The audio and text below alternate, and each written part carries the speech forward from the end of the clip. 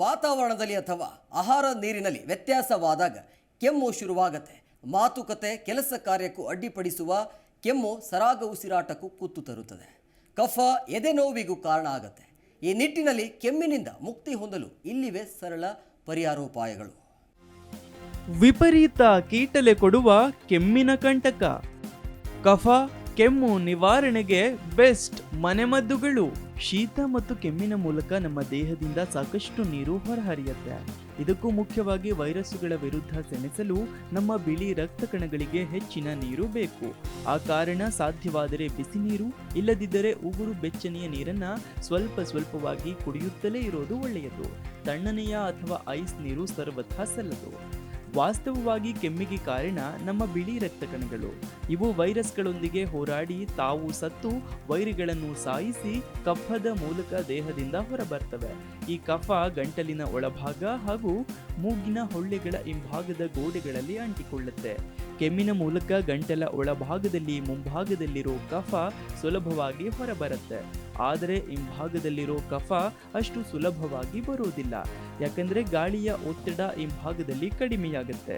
ಸಾಮಾನ್ಯವಾಗಿ ಎಲ್ಲ ಅಂಗಡಿಗಳಲ್ಲಿ ದೊರಕುವ ಮೆಂಥಾಲ್ ಯುಕ್ತ ಗುಳಿಗೆಗಳು ಈ ಕಫವನ್ನ ಸಡಿಲಗೊಳಿಸ್ತವೆ. ಮುಂದಿನ ಕೆಮ್ಮಿನ ಮೂಲಕ ಈ ಸಡಿಲವಾದ ಕಫ ಸುಲಭವಾಗಿ ಹೊರಬರುತ್ತೆ. ಹೀಗಾಗಿ ಕೆಮ್ಮಿನ ಗುಳಿಗೆಗಳನ್ನ ಸೇವಿಸೋದು ಉತ್ತಮ. ಬಿಸಿಯಾದ ಕಾಫಿ ಅಥವಾ ಟೀ ಕುಡಿಯೋ ಮೂಲಕವೂ ಗಂಟಲ ಕಫ ಸಡಿಲಗೊಳ್ಳುತ್ತೆ. ವಾಸ್ತವವಾಗಿ ಬಿಸಿ ಪೇಯ ಗಂಟಲಿನಲ್ಲಿ ಇಳಿಯುತ್ತಿದ್ದಂತೆ ಒಂದಿಷ್ಟು ಆವಿ ಮೇಲೆ ಬರುತ್ತೆ. ಈ ಆವಿಯೇ ಕಫವನ್ನ ಸಡಿಲಗೊಳಿಸೋದು. ಆದರೆ ಗಂಟಲು ಸುಟ್ಟು ಹೋಗುವಷ್ಟು ಬಿಸಿ ಇರದಂತೆ ಎಚ್ಚರಿಕೆ ವಹಿಸಬೇಕು. ಹಾಲು ರಹಿತ ಟೀನಲ್ಲಿ ಕೆಲವು ಪುದೀನ ಎಲೆಗಳನ್ನು ಕುದಿಸಿ ಕುಡಿದ್ರೆ ಇನ್ನಷ್ಟು ಹೆಚ್ಚು ಪರಿಣಾಮಕಾರಿಯಾಗಿರುತ್ತೆ. ಇನ್ನು ಒಂದು ಚಿಕ್ಕ ಚಮಚ ಶುದ್ಧ ಜೇನುತುಪ್ಪವನ್ನ ಬಿಸಿ ನೀರಿನಲ್ಲಿ ಕದಡಿ ಕುಡಿಯೋ ಮೂಲಕವೂ ಗಂಟಲಿನ ಕಫ ಸಡಿಲಗೊಳ್ಳುತ್ತೆ. ಸ್ನಾನಗೃಹದಲ್ಲಿ ಸಾಕಷ್ಟು ಆವಿಯಾಗುವಂತೆ ಮಾಡಿ ಈ ಆವಿಯನ್ನ ಉಸಿರಾಡುತ್ತಾ ಬಿಸಿ ನೀರಿನಿಂದ ಸ್ನಾನ ಮಾಡೋ ಮೂಲಕ ಮೂಗಿನ ಹೊಳ್ಳೆ, ಗಂಟಲು, ಶ್ವಾಸ ನಾಳಗಳು ಸ್ವಚ್ಛಗೊಳ್ತವೆ. ಕಫ ಕರಗಿ ಕೆಮ್ಮು ಥಟ್ಟನೆ ಕಡಿಮೆಯಾಗುತ್ತೆ. ಅಲರ್ಜಿಯಿಂದಾದ ಕೆಮ್ಮಿಗೂ ಬಿಸಿ ನೀರಿನ ಹಬೆ ಸ್ನಾನ ಈ ವಿಧಾನ ಅತ್ಯುತ್ತಮವಾಗಿದೆ. ಅಶುದ್ಧ ಗಾಳಿಯಿಂದ ಸಾಧ್ಯವಾದಷ್ಟು ದೂರವಿರಿ.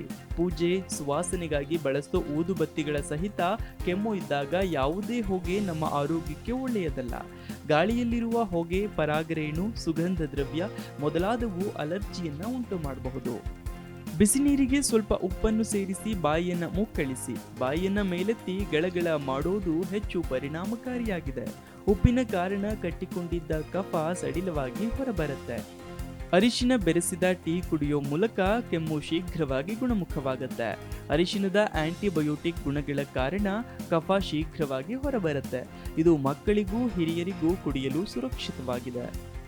ಇನ್ನು ಸ್ವಲ್ಪ ಜೇನುತುಪ್ಪ ಮತ್ತು ದಾಲ್ಚಿನ್ನಿಯನ್ನ ಕೆಲವು ನಿಮಿಷಗಳ ಕಾಲ ಬೇಯಿಸಿದ ಬಳಿಕ ಒಲೆಯಿಂದ ಇಳಿಸಿ ಒಂದು ಲೋಟಕ್ಕೆ ಅರ್ಧ ನಿಂಬೆಹಣ್ಣಿನ ರಸ ಸೇರಿಸಿ ಸಾಧ್ಯವಾದಷ್ಟು ಬಿಸಿ ಇರುವಾಗಲೇ ಕುಡಿಯೋ ಮೂಲಕ ಕೆಮ್ಮು ಮತ್ತು ಶೀತಕ್ಕೆ ಶೀಘ್ರ ಉಪಶಮನ ಪಡೆದುಕೊಳ್ಳಬಹುದು. ಒಂದು ಲೋಟ ನೀರಿಗೆ ಕೆಲವು ಹರಳು ಉಪ್ಪು ಹಾಗೂ ಕೆಲವು ಎಸಳು ಬೆಳ್ಳುಳ್ಳಿಗಳನ್ನು ಜಜ್ಜಿ ಕುದಿಸಬೇಕು. ಸುಮಾರು 5 ನಿಮಿಷ ಕುದಿಸಿದ ಬಳಿಕ ಒಂದು ಚಮಚ ಅರಿಶಿನದ ಪುಡಿ ಸೇರಿಸಿ ಸೋಸಿದ ನೀರನ್ನ ಸಾಧ್ಯವಾದಷ್ಟು ಬಿಸಿ ಇರುವಾಗಲೇ ಸೇವಿಸುವ ಮೂಲಕ ಕೆಮ್ಮು ಕಡಿಮೆಯಾಗುತ್ತೆ.